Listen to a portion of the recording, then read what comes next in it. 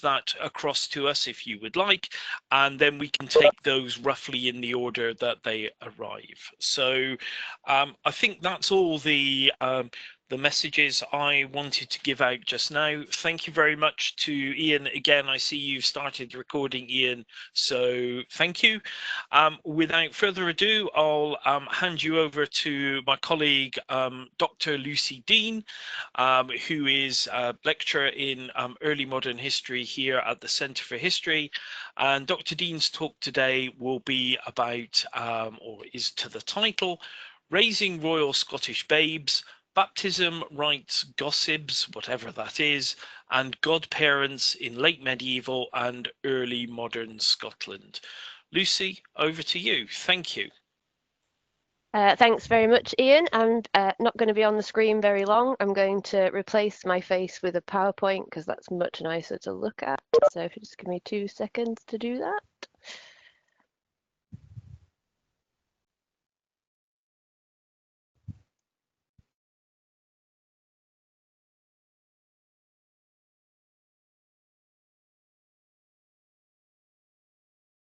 Okay, so hopefully now everybody should be able to see a PowerPoint.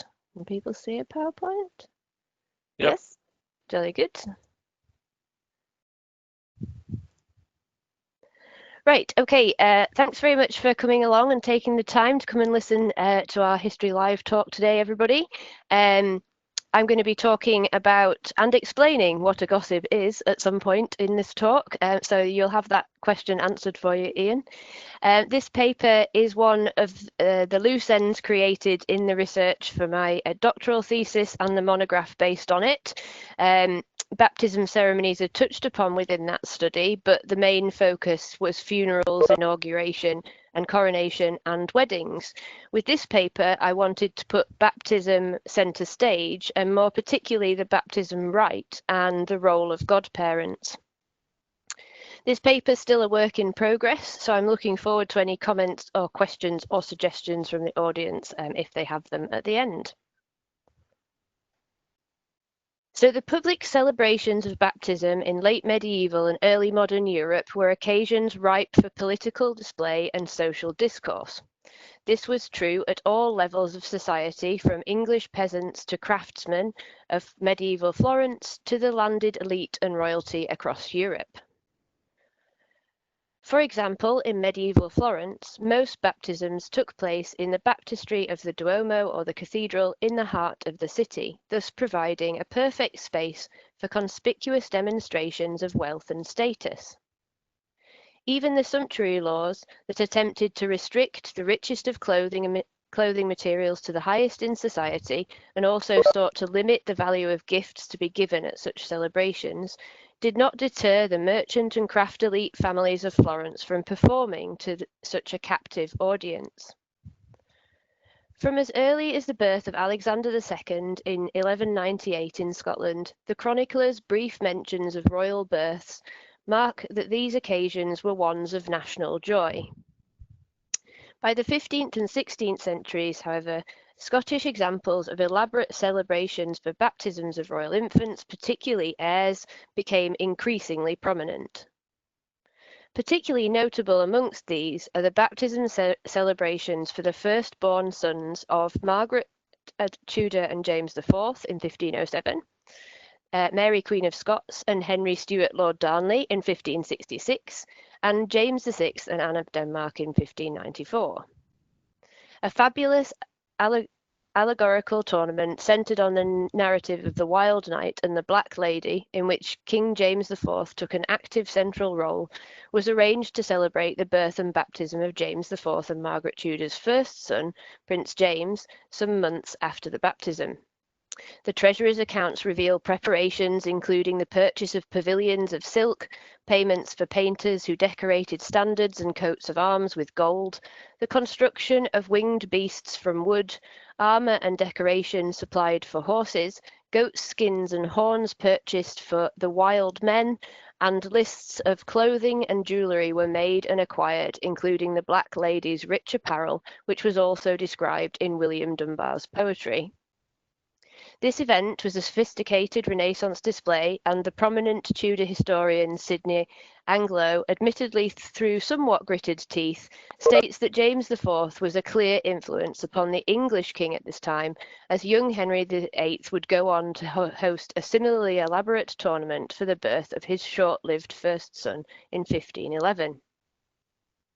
Michael Lynch has similarly proclaimed the importance of the Renaissance spectacular that took place in 1566 to celebrate the baptism of Prince Charles James, later James VI, son and heir of Mary Queen of Scots.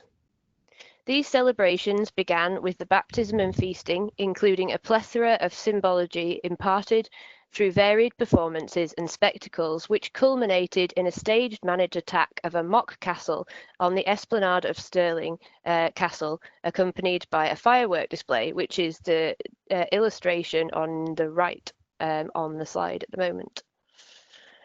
It's not the actual illustration, obviously. This is an interpretation drawing that appears at Stirling Castle.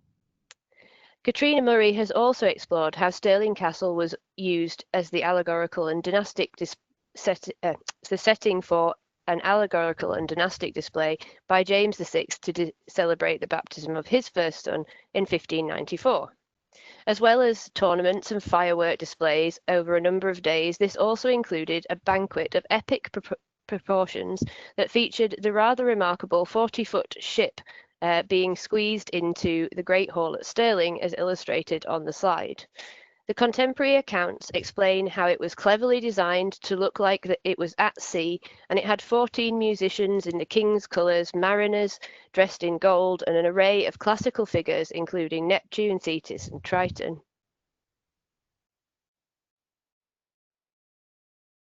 Indeed, both Mary Queen of Scots and James VI deemed the baptisms of their first child important enough to have taxes raised specifically for these baptism ceremonies, not something that appears to have occurred previously. These taxes were agreed in Parliament, and comments made in 1566, noted on the slide, specifically state that this is not only for the honour of the monarch, but also for the realm. Nonetheless, all the scholarship on these royal baptisms, including my own to date, focuses on the associated spectacular displays rather than the actual religious rites surrounding the baptisms of royal infants.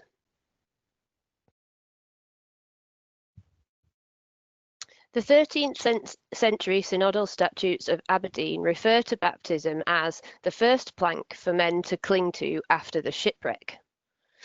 Baptism was an essential rite across the medieval Catholic world at all levels of society to wash away original sin and allow the child the chance to work towards the ultimate salvation through what was termed the door of the sacraments. The idea that all were born into sin, originating from the teachings of Augustine of Hippo, meant that it was crucial for a child to be baptized as soon as possible after birth. The fear of children dying in a state of sin, leaving them in limbo, which differed from purgatory but still denied access to heaven, was so strong that lay people, including midwives and even parents themselves, were granted the right by the church to perform an initial baptism rite in the birthing room, or even during birth if the child's chance of survival were very small.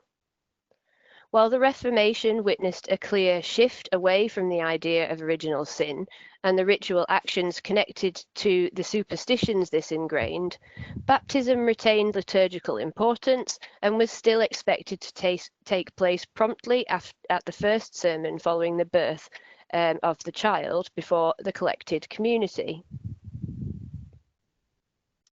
As well as introducing a child to the church, baptism also witnessed the child's naming and illustrated their place in the social order in the selection of their godparents. As such, it was a ceremony that provided social identity, and as Lewis Hass has stated, the religious and social significance of baptism should not be underestimated. With this in mind, the rest of this paper will focus on two key aspects of the Scottish baptism in the 15th and 16th century, the baptism rite itself and the evidence that can be identified for the pre- and post-Reformation practices, and the selection of godparents.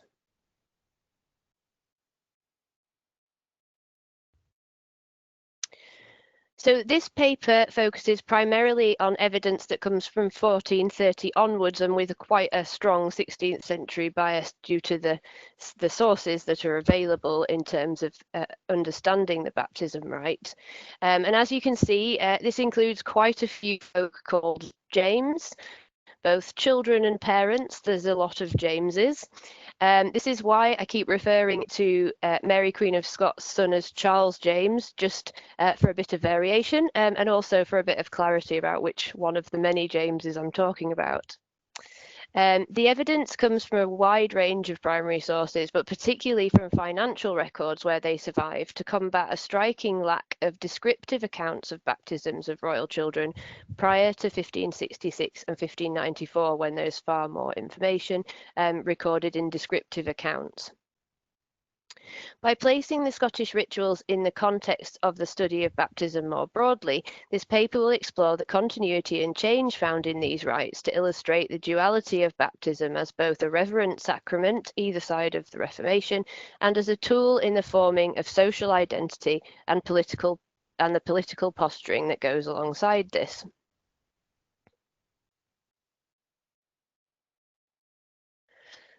For all infants who survived the birthing room, medieval baptism involved many individuals and acted as the child's formal entry to church and society.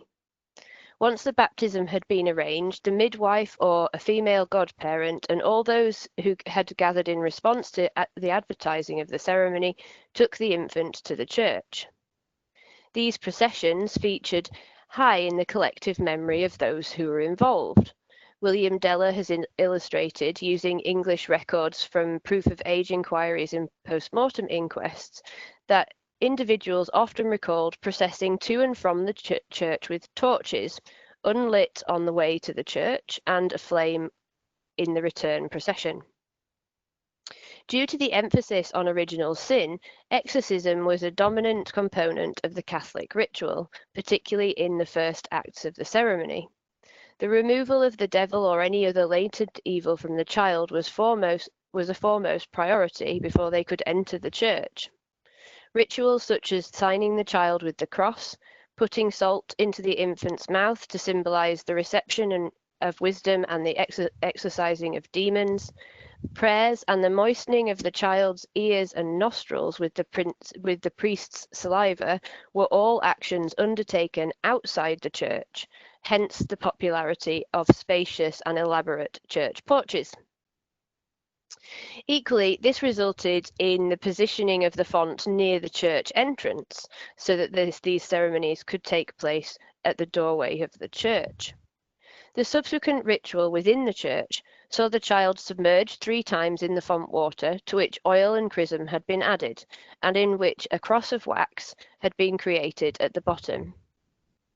Following the submersion, the child was raised up by the senior godparent, signed with the cross with the chrism, and placed in a hooded white robe that kept the chrism on their skin. Finally, a single candle was lit and placed into the child's hand prior to the spoken rituals which followed.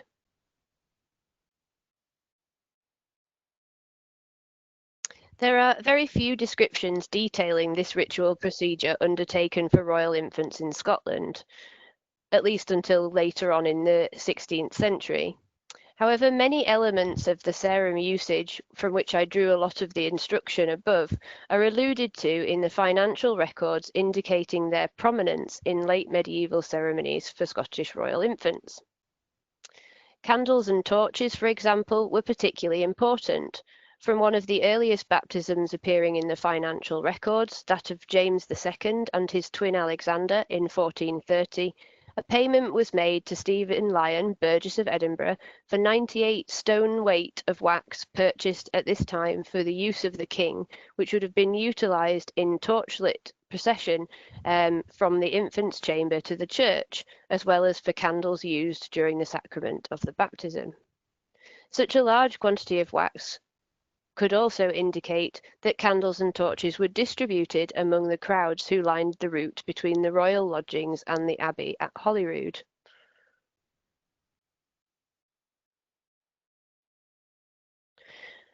Records for the baptism of James V in 1512 reveal that a candle was purchased to be, open quote, put in the prince's hand at the font, close quote, as described in the ceremony usage that I explained previously. Additionally, just a few days before this, his father James IV had provided a candle for the bairn of Adam Cockburn, for whom he may well have been the godfather. Prince James was also bought a white coat in 1512 that we can presume he was clothed in after the ritual to hold the chrism on his skin. A similar garment of white Genoa taffety, a type of silk, was purchased for the baptism of Princess Mary in December 1542 and is the only specific reference to her baptism. The accounts for 1540, at the time of the birth of James V's first son, record the purchase of white cloth, not only for clothing, but for but to carry the torches to accompany a procession from the chamber to the church.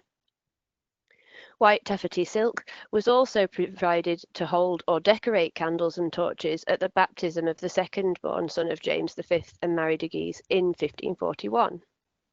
However, the fragility of young life is brought sharply into focus with this example, as the same section of the financial accounts also includes the payment for the lead cap made to bury the same child around a week later.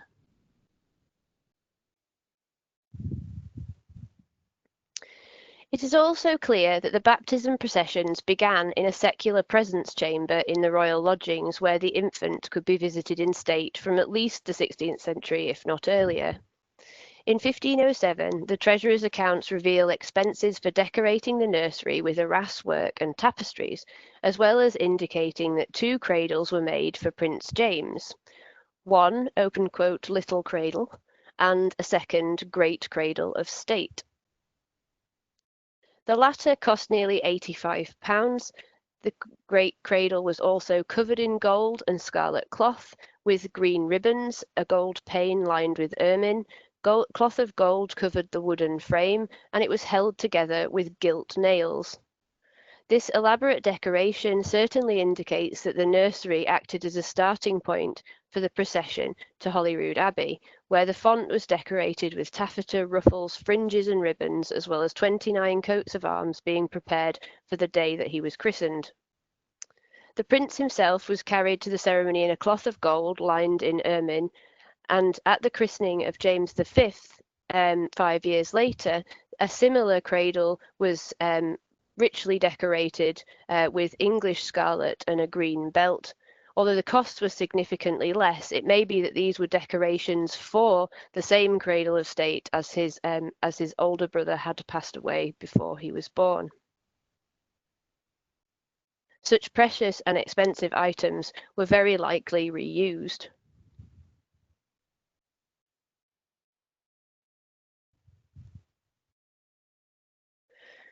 Occurring after the Reformation of 1560, the baptism of Prince Charles James in December 1566 should have occurred in the new reformed format. However, at the Queen's demand, the full Catholic rite was performed by the Bishop of St Andrews. All the baptism honours were carried with the prince as he was conveyed from chamber to the church, between the barons and lords who stood holding candles lining the route. And all the ecclesiastics present were dressed in hoods and habits, and there was singing accompanied by organs. Mary's choice to carry out the Catholic rite meant that many of the attendees, including the ambassador of England, did not enter the chapel. The choice caused much consternation, and the English ambassador recorded before the ritual that there was, open quote, many troubles about the baptism of the young prince, not knowing how it shall be done earnestly, close quote. To rebalance the equilibrium, as Michael Lynch has discussed, Mary designed the entertainments that followed to propagate goodwill and the re-establishment of bonds above and beyond religious difference. This was perhaps best showcased in the dinner following the ceremony, when the guests and servers were specifically chosen to illuminate cross-religious harmony by having Protestants serve Catholics and Catholics serve Protestants.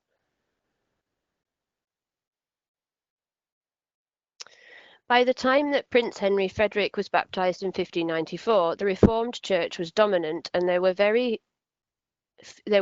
a few significant, if subtle, alterations to the ceremony, reflecting the changing understanding of the baptism rite.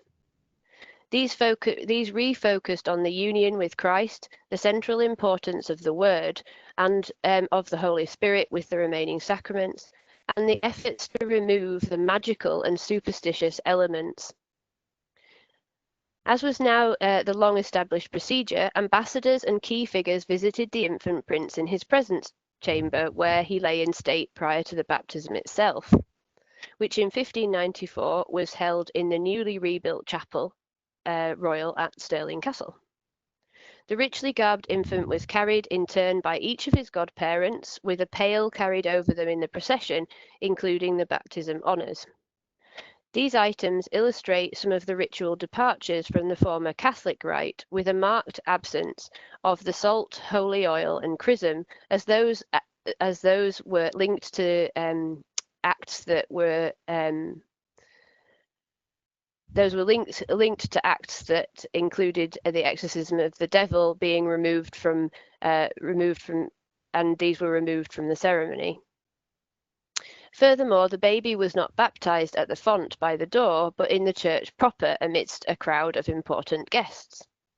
William Fowler's account of the event highlights the use of the story of the birth of Isaac, Genesis 21, and also Psalm 21, the Psalm of David, which put the words of the scriptures at the heart of the ceremony. The sacrament were performed in both Scots and Latin at this ceremony, which is perhaps a curious addition for a post-Reformation ritual at first glance.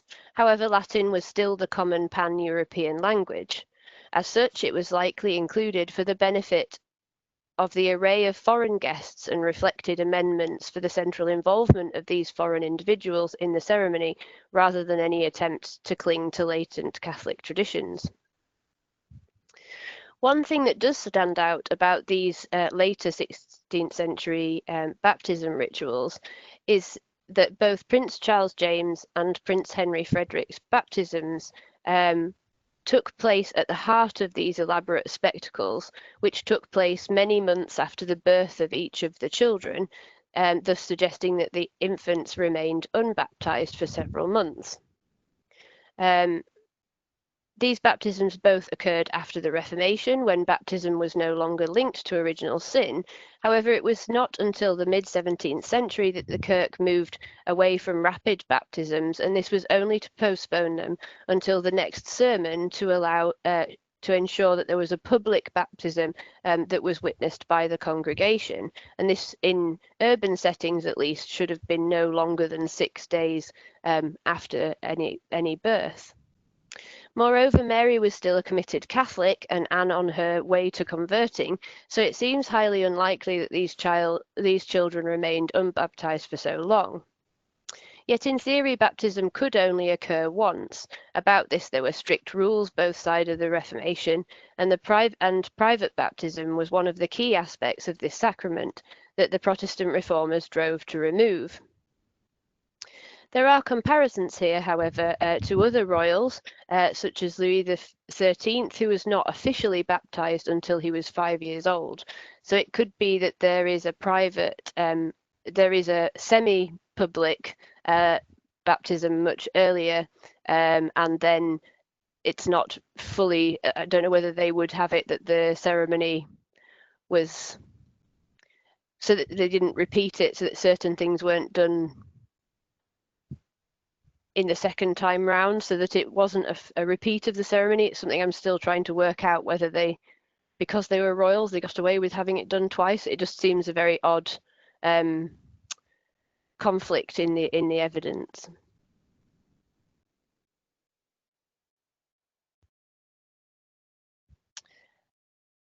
So moving on then to godparents and gossips or gossibs. Some of the chief actors in the aforementioned rites were godparents, who were also known as gossips, or co-parents, and there was variations on these roles, the roles of these individuals across place and time. Prior to the Reformation, they played a far more significant part in the religious ritual than either parent, usually, particularly the mother. The mother of the child did not attend the church baptism due to the haste with which it occurred. Catholic doctrine meant that the mother of the child had to wait 40 days for her purification ceremony, or churching, following the birth of her child, to enter the church. The roles undertaken by godparents included carrying the infant to the church, raising them at the font, taking the confession of the faith on their behalf, committing themselves to the religious education of their charge, and sometimes naming the child. There are debates regarding whether the godparents gave their own name to the child, but a number of studies of England suggest that this was a relatively common practice, and Jane Dawson has indicated it was also one that was prevalent as a tradition in Scotland after the Reformation. Equally important to the religious roles, however, were the ties of kinship created and strengthened through the relationships forged at the font. Baptism and the actions within them created vertical and horizontal bonds, respectively the bonds between child and godparent, and those between godparents and parents, as well as between the child and the godparents' children, often known as font siblings. These relationships were known as spiritual kinship, and these relationships were sanctified by the Church. Indeed, the Scottish term gossip or godsib comes from the term god-sibling and emphasises these relationships.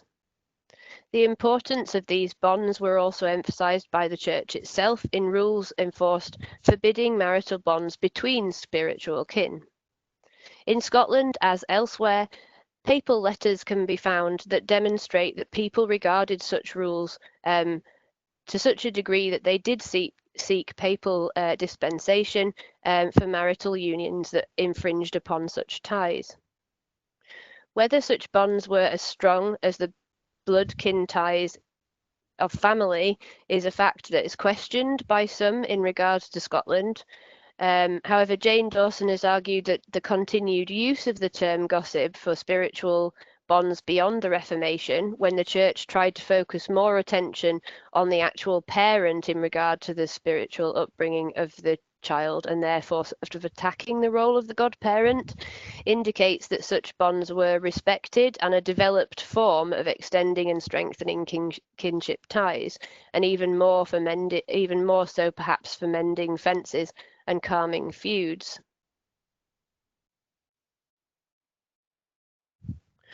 From as early as 1430, it's possible to see the use of baptism for the creation and extension of political and social bonds by Scottish monarchs. Michael Brown and Katie Stevenson both comment on the knighting ceremony which took place in honour of the births of Princes James and Alexander in 1430, with the king selecting the sons of choice nobles and lairds to be knighted.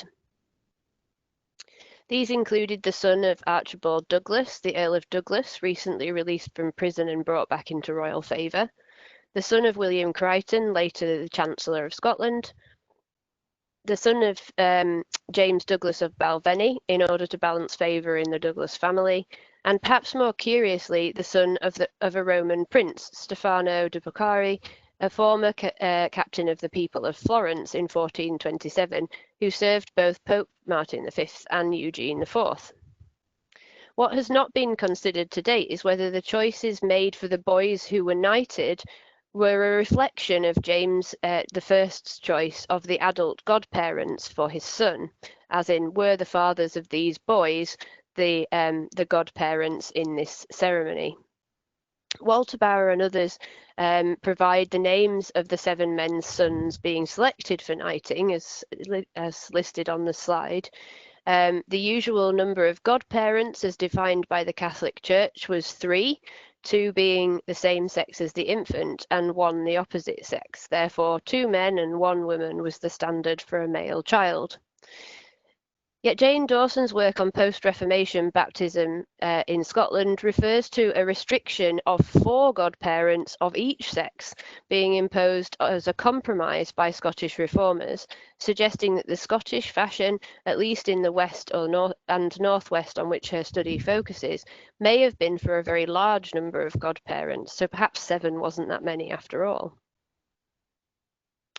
There are some debates amongst anthropologists and historians regarding the status of godparents and the presumption that, for the desires of social mobility and/or support, one would look to higher status individuals for godparents.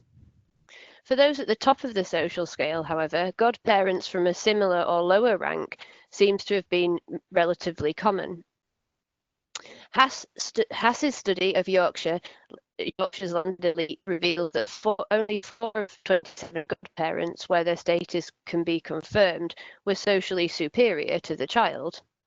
Similarly, in the court of Louis XIV in 17th-century France, godparents were often of a lower status, but were individuals such as government officials upon whom the king wished to grant favour.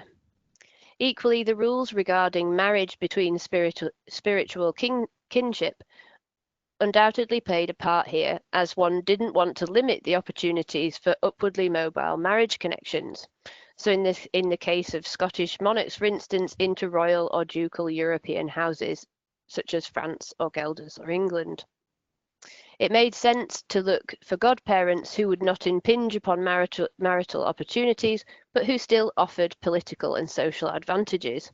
As such, all the nobles named whose sons were knighted in 1430, all these individuals were nobles rather than royals, and they all have some kind of link to James, either through being people that assisted him in his return to the country in 1424 and between 1424 and 1430, or they were people that he was trying to bring back into the fold.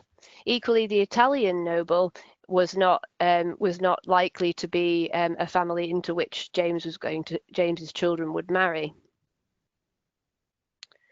Despite a relatively large number of royal births in the latter half of the 15th century, both Mary of Gelders and Margaret of Denmark had 3 boys each, and Mary also had 2 girls and another premature baby that died within hours of birth.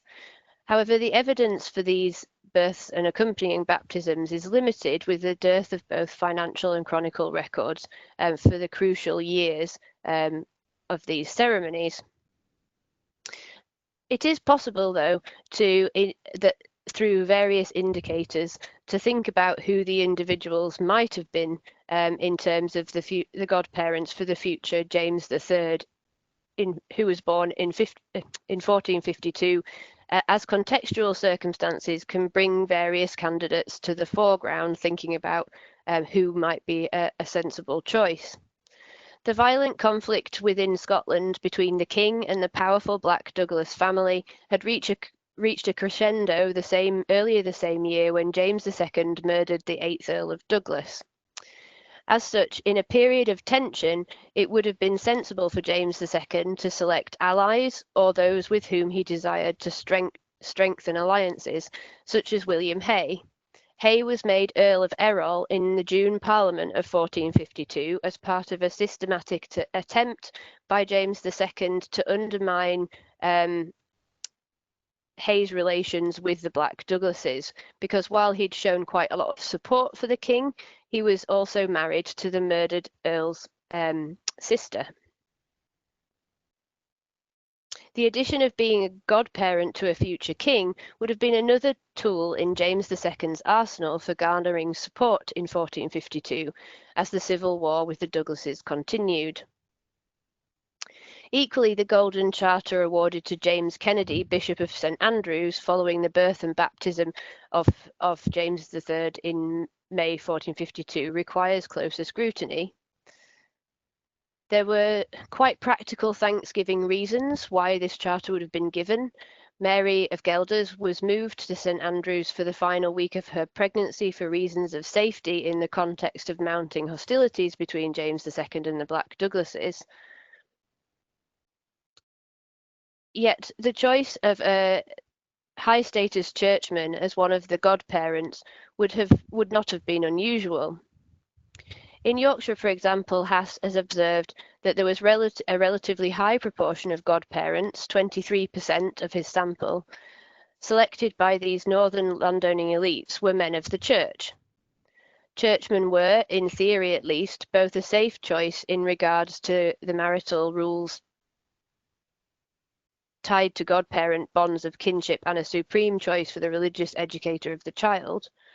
Moreover, had Kennedy been made godfather by the king, it would have lent further credence to his attempts to gain custody of the young James III and power in the realm more generally during the king's minority, which would actually start not long after, as he became king at a very young age. By the 16th century, with a rising number of contemporary chronicle and descriptive accounts remaining extant, there are more clear records of who acted in the roles of royal godparents and churchmen, often and churchmen often appear, at least prior to 1560. For the 4 baptisms where this information can be found, it appears that in 1507, 1540, 1566, and 1594, all the choices conform to this model of 3 godparents, and all bar one set of godparents conform to the idea of 1 female and 2 male godparents for a boy. In both 1507 and 1540, a high-status churchman and a noble make up the male godparents. In the case of the 3 individuals chosen from Margaret and James IV's first son in 1507, it's interesting to note that each of them played a high-profile role in the marriage of the couple as well. So Robert Blackadder, Bishop of Glasgow, had been negotiator for the treaty in London in 1502 and performed the marriage sacrament in Holyrood in 1503. Patrick Hepburn, Earl of Bothwell, was a long-standing Crown favourite who had acted as a proxy for James IV in the marriage ceremony at Richmond in 1502, and finally Jean Gordon, Countess of Huntly, as a wife of one of the most powerful Scottish earls, was most certainly one of the great Scottish women of the realm who had processed Margaret Tudor into the church for her marriage. The direct link between ceremonies of marriage and baptism through the godparent choices suggests that this was a conscious decision to select those who had already proven their loyalty and to thank those who had been crucial in bringing about the union by entrusting the religious well-being of the firstborn child of it to them. For the eldest son of James V and Mary de Guise, who was born in 1540, such links to those involved in the sacrament of marriage are less pronounced, as only one godparent had a role in the couple's marital union, and this was Cardinal David Beaton, Archbishop of St Andrews, who had been a vital part of the negotiating team for both of James V's French marriages.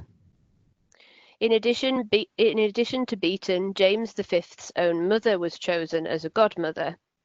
Grandmothers were not unusual choices of godparents, despite their age, and in this case Margaret as Queen Mother was likely considered the second highest woman in the realm after Mary herself.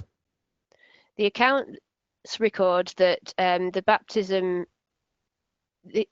accounts of the period record 2 different individuals who may have been the third godparent, which is a bit confusing. So some of the accounts refer to it being Gavin Dunbar, who was the Archbishop of Glasgow, and others record James Hamilton, Earl of Arran, as the third godparent. One of either Dunbar or Cardinal Beaton must have undertaken the actual sacrament of baptism. So this may be where the confusion has come, and I think it's very clear that that Beaton was one of the godparents, and thus Dunbar was probably administering the ceremony rather than taking part as a godparent. Equally, the choice of Arran as a godfather seems very logical. He was the next in line for the throne after James and Mary's own children, and would thus have expected a prominent role in the child's life. Furthermore, it formed a spiritual kinship alongside the blood kinship that already existed. So James V and Mary would have been committing the Earl to the protection of the child through the baptism sacrament. In 1566, there was a notable change in the choice of godparents by Mary Queen of Scots for Prince Charles James. It would appear that all of the godparents were foreign royals, albeit that those involved in the actual ceremony were representatives such as Jane Campbell, Countess of Argyll, and Mary's half-sister, who took Elizabeth's place on her request. Rather than focusing on individuals who could actively support the child from within the realm, Mary's focus was definitely upon relationships out with the realm, and possibly in healing wounds in the case of Elizabeth, but we'll come back to that. But also on strengthening and extending her foreign policy through choices of Charles IX of France and Emmanuel, Duke of Savoy. It's worth highlighting that in doing so, Mary may have been trying to make quite a pointed statement about the marital alliances for her son also, though. Should either Charles IX or Emmanuel have had a daughter, and there was no reason to think that either of them would not at this time, the rules regarding spiritual kinship would have required dispensation for any marriage that was to take place. While dispensations in royal unions were not rare, on the face of things, Mary symbolically shut out two prominent Catholic powers out of the running in the marriage stakes, so to speak. These choices may well have been a purposeful statement to her Protestant subjects and perhaps to Elizabeth, considering the themes of reconciliation between religious camps that imbued the surrounding ceremony in 1566. However, it's also important to remember in terms of Elizabeth that Mary had a son while Elizabeth did not, and the latter was not married in 1566, so had no promise of such in the near future.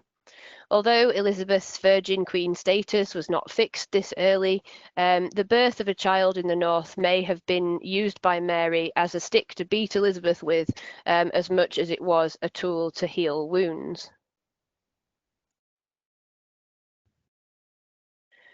James VI himself returned to a former pattern of choice following his grandfather, looking primarily within the realm. He chose a matriarchal figure in Annabella Erskine, Countess of Mar, as she'd been his own female guardian in the absence of his mother and had carried him to his coronation when he was an infant in 1567. Secondly, he chose Ludovic Stuart, Duke of Lennox, the son of his favourite as a youth, Esme Stuart, and Lennox also had a firm claim to the throne after James VI and Anne's own children. However, there are two differences tied to the third choice. Firstly, he invited Queen Elizabeth of England, who sent a representative, to be godmother, and therefore, secondly, Henry had two godmothers and only one godfather. This second issue would have seemed less obvious at the actual ceremony because the attendee was male. It was the Earl of Sussex, Robert Radcliffe, who was Elizabeth's representative. So the ceremony wouldn't have looked out of kilter, but the actual choices suggest that it was two women and a man, if there were not further individuals. There is a great number of other ambassadorial attendees at the ceremony, including the child's blood relatives through his mother, the Dukes of Brunswick and Mecklenburg, as well as representatives of his brother, Christian IV of Denmark. So while there are three specific godparents singled out to act in the ceremony, there may have been further invitations also. On the whole, while there are some instances of godparents of Scottish royal infants having the same name as the child, so in 1452, if James Kennedy had been the godfather for James III, they have the same name, or in 1540 with James Hamilton as the godfather to Prince James, or in 1566 with Charles IX potentially being the godfather of Charles James. So there are some examples, but I don't know if these are just convenient examples because it doesn't seem to be a standard thing that is going on. So there needs to be more work done around the naming choices on my part. James III's curious choice of naming two living boys under 3 years apart as James in the 15th century has always been a frustrating puzzle, and one that I was kind of hoping to solve in these investigations of baptisms and the naming of children by godparents. But as yet, there's little evidence to confirm who took the roles of either of James III's eldest boys, so it's hard to figure this one out. Across the 15th and 16th centuries, there were politicised motives for the selection of godparents for Scottish royal infants, but the variety of reasons reflect personal choice, interest in education and tutorship of the child, and the political and religious situation of the time. This offers both insights into the complex layers of national and international diplomacy, but also the social practices on a broader scale. To conclude then, the baptismal rites for the Scottish royal infants developed, unsurprisingly perhaps, in a broadly comparative and traditional manner, encompassing prominent elements from the accepted Roman Catholic rite in the later medieval period, and then into the Reformation, taking on those new elements and excluding other elements. Evidence suggests that there was a marked change in the ritual following the Reformation. It's notable that the churchmen appear to cease in their function as godparents after 1560, which is something I want to explore a little bit further. Moreover, there was an increasing conformity to the word over superstitions, as had been found in the few studies that have been undertaken at lower levels of society in Scotland for post-Reformation baptism. This was not immediate in the case of royal infants, however, as it was complicated by Mary, Queen of Scots' own personal beliefs and the fact that there was a Catholic rite in 1566. Moreover, there are still questions remaining around the ordering of events in 1566 and 1594, as the current narrative suggests that these infants remained unbaptized for several months, or were baptized twice, which either scenario sits uncomfortably with the expected practices both sides of the reformational divide. One thing that became quite clear in the process of researching this paper is the limited degree to which baptism has been explored by historians at all levels of society in Scotland, particularly before the Reformation, and in many respects at royal and elite levels across Europe. The evidence located for the selection of godparents for Scottish royal infants is by no means complete, and would certainly benefit from comparative studies of Scottish elites and beyond if possible, which is something I would be keen to look at and investigate possible avenues of further research. But there are clearly social, political and diplomatic reasons for these selections for royalty, which are moulded by historical context surrounding the baptisms. One suspects that similar concerns filtered down through Scottish society, and hopefully this research will lead to further explorations to uncover the validity of this presumption. In those instances where godparents are unknown, a further exploration of grants and favours and political relations and communications at the time of the royal birth may well prove the fruitful avenue for pursuit of likely gossips to the Scottish royal babes. Moreover, I think that the role of godparents could also be further extended by looking at examples of the monarchs themselves as godparents, although that's definitely a discussion for another day. Thank you very much for listening. Thank you very much, Lucy. Thank you. That was a really, really interesting talk, and I know about Gossibs now, so that's absolutely brilliant. Thank you. So we have a few minutes for questions, people. We don't have any on the actual chat area, so I'll throw it open to the audience more generally. It's obviously going to be a little tricky coming in if we all try to come in at once, but I'm not trying to stop you from talking, of course. What I would ask is if you would just start your question by saying who you are, that would help people who are not all on video. So thank you very much, and I'll throw the floor open.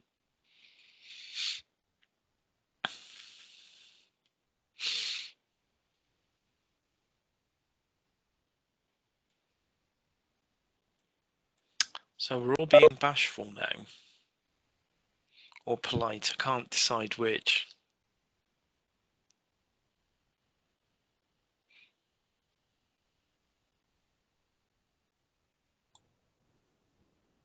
If folks do have a question, they might want to check that whether their microphone is muted or not.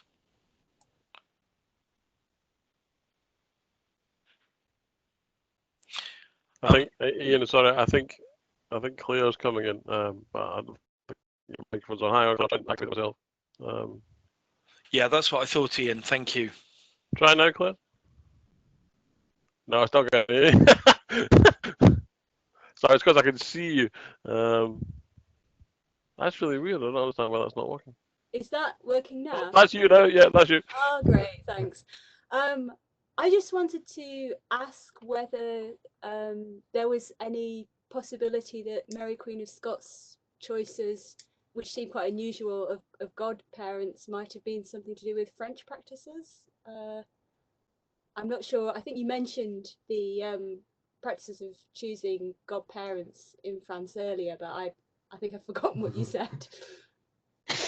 No, that's okay. Yeah, I mentioned that later in the 17th century, Louis XIV frequently looks down the social scale to sort of favour those within his court who aren't of the old nobility, but he's trying to sort of boost their position within the court. This is something I was chatting to Philippa Woodcock about, and when I gave a similar version of this paper last year, and but in terms of Mary, I think there's possibly something in that, either in her connections generally to Europe, having lived in the French court for such a long time and feeling the need to re-establish bonds with people once she's gone back to Scotland. So I think that's definitely something that she's considering in terms.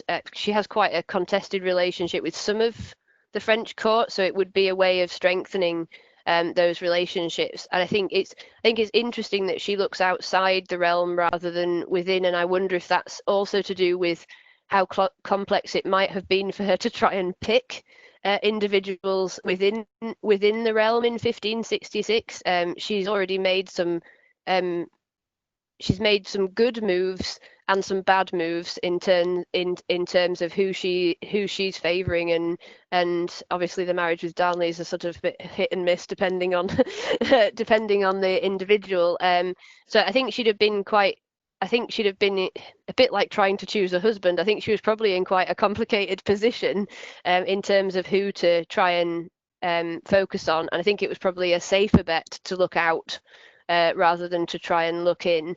But these are the three that are identified as having roles. So I don't know if what I want to look into more is whether they're the only godparents or if they're just like the three that have the biggest ceremonial role and have therefore been recorded in having an active role in the ceremony. It might be that there's actually more individuals within the court who are much closer to the Queen who have a more practical role as a godparent, but it's harder to work that bit out because they're not trumpeted in the material in quite the same way.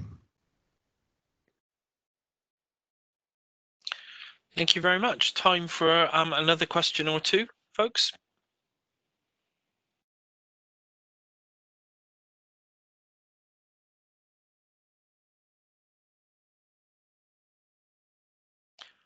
Okay, Lucy, maybe I'll take chair's privilege and ask one of my own. I have a feeling you might not be able to answer this, so I apologize in advance. But I was really intrigued both by kit and mortality. So you've got all this lovely kit, you know, gold plated, etc., gold painted, whatever. And you've got all this lovely ceremony and the stuff to go with the ceremony. But what happens if the infant dies, and the infant dies really, really early, or the baptism goes ahead, but you've got all this kind of hardware? What happens to it afterwards? You know, is it reused? Is it sold on? Is it burned? I really don't know, and it intrigues me. Just yeah. Yeah, it's a hard one to say for sure. But with the James IV and Margaret Tudor are really, really unlucky in terms of their children. They celebrate a lot of children, but most of them only live 1 to 2 years maximum.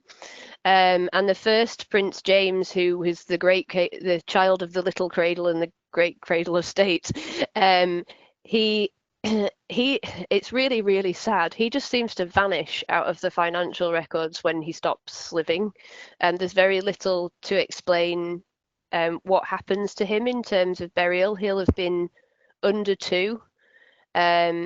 There's been some comment about whether the children were buried at Cambus Kenneth alongside his parents, but because a small infant body was found when they excavated James III and Margaret, and they've wondered if that, and James IV was planning to be buried there, so they wondered if that was where the children ended up being buried, but there's very little evidence for that.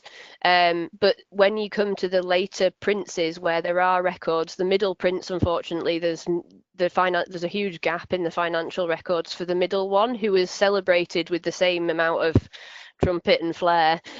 So whether they would reuse these items or not is perhaps a very personal thing as to whether it's a practical thing in that they're expensive.